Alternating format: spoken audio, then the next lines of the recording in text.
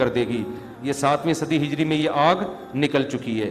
تقریباً محدثین کا اتفاق ہے 700 سال پہلے 7ویں صدی ہجری میں آگ نکلی تھی بہت بڑے پیمانے پر حجاز میں.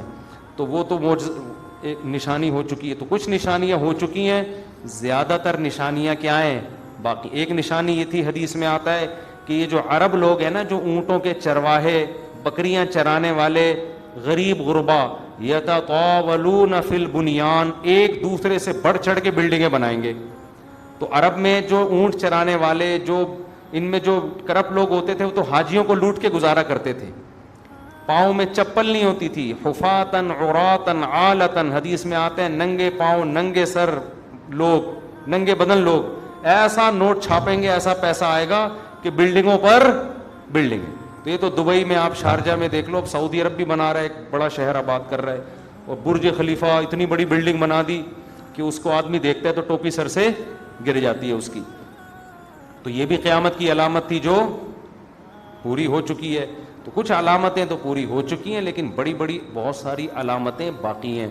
تو جن میں ایک بڑی علامت ہے, سب سے بڑی علامت دجال کا ظہور ہے, حضرت عیسیٰ کا آنا ہے, امام مہدی کا آنا ہے, یاجوج ماجوج کا نکلنا ہے, سورج کا مغرب سے نکلنا ہے.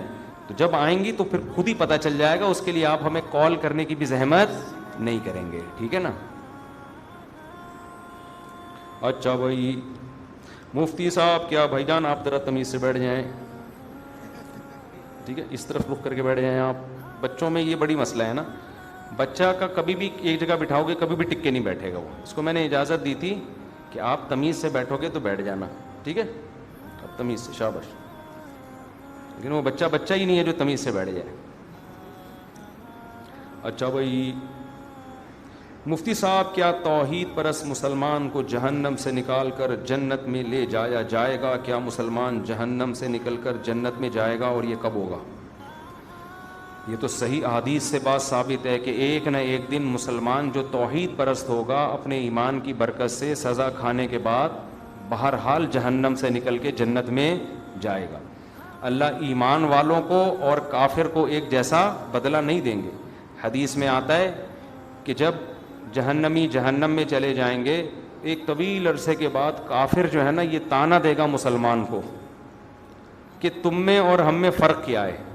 تم کلمہ پڑھتے تھے, ایک خدا کو مانتے تھے, اللہ کے پیغمبروں کو مانتے تھے, تم بھی گناہ کرتے تھے اور ہم بھی گناہ, تو نتیجہ تو دونوں کا ایک جیسا ہوا. تو حدیث میں آتا ہے اللہ کو غضب آئے گا اور اللہ ایک بہت بڑی تعداد صرف ایمان کی برکت سے جہنم سے نکالے گا. غیر مسلم اس پہ اعتراض کرتے ہیں, واہ بھائی واہ, مسلمان اتنے بڑے مجرم ہوئے, اچھے نہ بھی ہوں پھر بھی بالآخر جہنم سے نکلیں گے, اور ہم جیسے مرضی ہوں جلتے رہیں گے جہنم میں, یہ کیسا اسلام ہے؟ بھائی اپنوں کا ہمیشہ دنیا خیال کرتی ہے, اور جو اپنے نہیں ہوتے ان کا خیال نہیں کیا جاتا.